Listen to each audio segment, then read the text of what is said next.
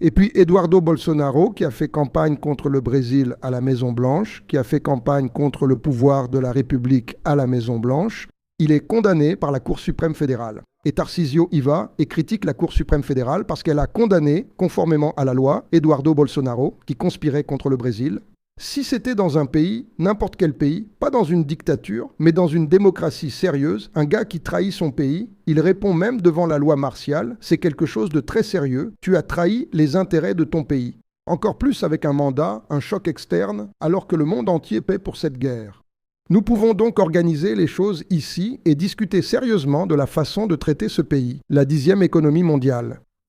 N'est-ce pas ? Là, tu dis non, mais l'inflation est en train de sortir de la trajectoire.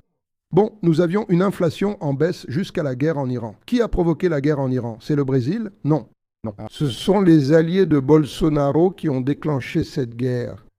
C'est ça, cet échappatoire à l'inflation. Ce pays fait partie du G20, ce pays fait partie des BRICS, ce pays est invité au G7 depuis que Lula a pris le pouvoir, n'est-ce pas? Car Bolsonaro n'a jamais été convié au G7. Mais le président Lula est invité à tous ces forums. Regardons les données, voyons ce qui se passe, donnons une direction à notre État. Y compris pour demander des comptes à l'actuel gouverneur candidat à la réélection. Être élu, c'est amateur. Gestion amateur.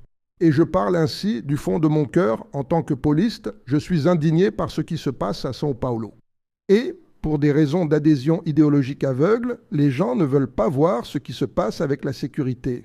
Ce qui se passe avec l'éducation, ce qui se passe avec la santé, ce qui se passe avec les privatisations, ce qui se passe avec les finances, les failles où il y a de la corruption, au secrétariat des finances, au secrétariat de l'agriculture.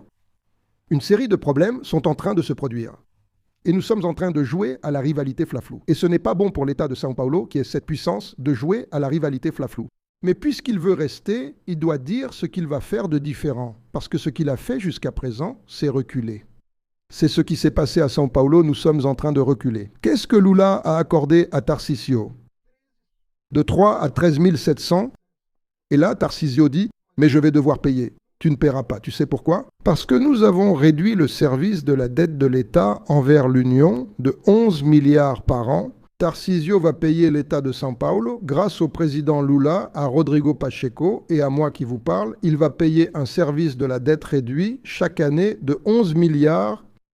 Il a encore perdu 11 milliards, vous savez pourquoi? Parce qu'il a tardé une année à adhérer au programme. C'est-à-dire? Il a dépensé l'équivalent d'une Sabesp rien qu'à cause du retard dans l'adhésion au Propag et personne n'en parle.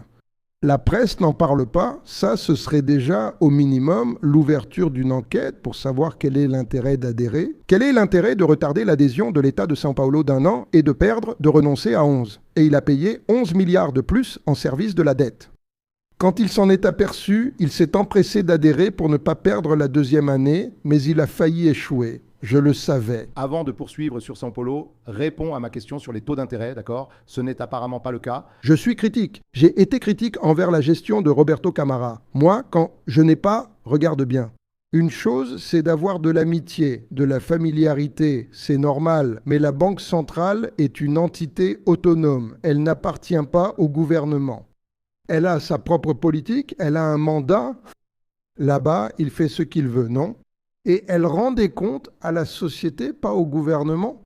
Alors, nous payons le prix, nous et le monde entier. Nous payons le prix de l'irresponsabilité d'un président qui a le soutien du bolsonarisme, même lorsqu'il agit contre le Brésil. Tu vas renoncer à ton rôle de premier plan, à ton autorité, à ton prestige à l'étranger, au bénéfice de ton pays. Alors nous devons remettre de l'ordre. Moi, en ce qui concerne la Banque centrale, pour ne pas esquiver la question, c'est simple, je maintiens ma position.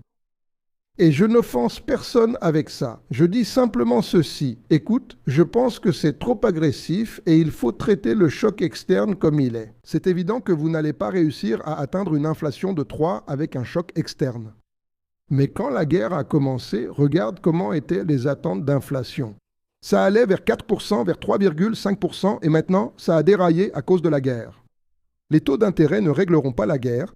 Tu ne vas pas faire pleuvoir avec les taux d'intérêt, ni faire la paix avec les taux d'intérêt. Alors tu dois avoir conscience que tu dois calibrer la façon de chercher à atteindre l'objectif central d'une manière à accommoder ce choc externe. En observant les acteurs capables d'impulser ou d'émanciper le pays, on arrive à un carrefour. Je prends l'exemple de la Russie qui, pour des raisons de conflit, a été fortement sanctionnée par le monde entier. Et elle a dû s'appuyer sur son marché intérieur. Et en plus, elle dispose aussi de bonnes réserves de pétrole. Elle a aussi quelque chose qu'elle peut commercialiser avec force, le gaz naturel et tout le reste. Et elle a aussi une industrie locale qui autrefois était bien plus florissante, mais qui reste encore très forte. Donc elle a réussi à tenir, elle tient grâce à son marché intérieur. Et dans ses relations bilatérales avec d'autres pays, y compris la Chine, qui est un pays avec une forte demande, nous avons eu une industrie qui s'est détériorée ces derniers temps.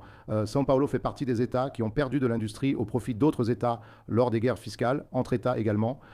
Et nous transformons peu notre secteur agroalimentaire qui occupe une part de plus en plus importante dans le PIB. São Paulo serait-il encore le moteur du PIB? Nous devrions partager ce rôle de premier plan avec d'autres États et apporter une chaîne de valeur qui ait du sens pour l'État. Je ne vois plus cette transformation. Il me semble que lorsque je regarde, les choses sont encore comme elles l'étaient autrefois. Peu de choses ont changé. On ne voit pas, par exemple, la création de coopératives, des choses qui pourraient transformer cela, n'est-ce pas? Car beaucoup le font déjà. Et les entreprises qui ont été créées, je cite comme exemple Raizen, n'est-ce pas, qui traversent maintenant de gros problèmes.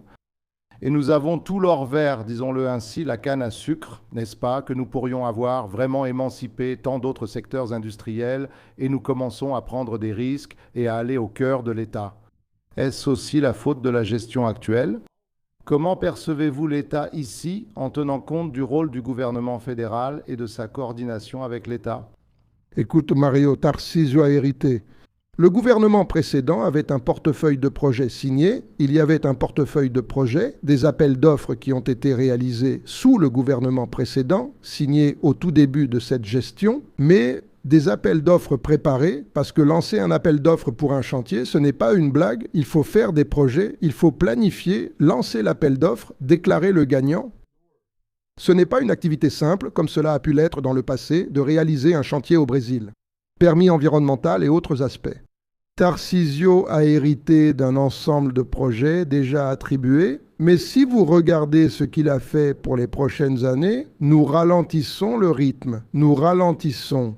L'année dernière, selon l'estimation que j'ai du secrétariat de la politique économique du ministère des Finances, basée sur les données de l'IBGE, l'économie paulista a cru de 0,5% contre 2,3% pour le Brésil. Autrement dit, moins d'un quart de la croissance du Brésil. Quand on regarde d'autres indicateurs comme l'éducation, la première année du gouvernement Tarcísio, l'éducation a reculé. Vous avez 61% des enfants paulistes alphabétisés à l'âge approprié contre 66% pour la moyenne nationale. Comment la locomotive du Brésil peut-elle avoir un taux d'alphabétisation des enfants inférieur à la moyenne nationale? Quand on regarde l'enseignement secondaire à temps plein, São Paulo est dans la moyenne nationale contre 66% cet État du Nord-Est.